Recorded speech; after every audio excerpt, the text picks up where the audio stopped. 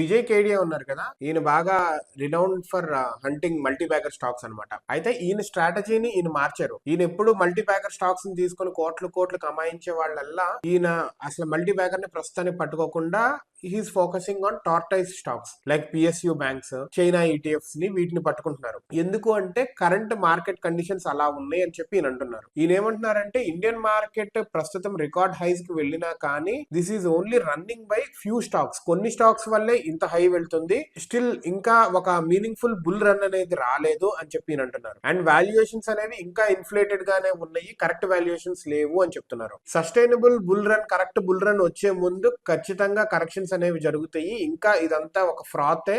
IPOs మీద ఇంకా చాలా మంది బెట్టింగ్స్ పెడుతున్నారు, కరెక్ట్ మీనింగ్ఫుల్ ఐపీఓస్ ఇంకా రావట్లేదు అని చెప్పి అంటున్నారు. ఈయన రీటైల్ ఇన్వెస్టర్స్ కి అడ్వైజ్ ఇస్తే ఏంటంటే సస్టైనబిలిటీ అండ్ లిక్విడిటీ ఈ రెండింటిని దృష్ట్యా ఉంచుకొని రిస్కీ స్టాక్స్ వెనక పడద్దు, మల్టీ బ్యాగర్ అని చెప్పి పడద్దు. మంచి స్టాక్స్ లోనే, జాగ్రత్తగా ఉండే స్టాక్స్ లోనే, strong and fundamentally very strong stocks లోనే మీరు పెట్టండి అని చెప్తున్నారు. ఈయన స్ట్రాటజీ ఏంటంటే అండ్ సేఫ్ స్టాక్స్ ఉంటాయి కదా వాటిల్లోనే ఇన్వెస్ట్ చేయండి బెటర్ ఆపర్చునిటీస్ దొరికేదాకా.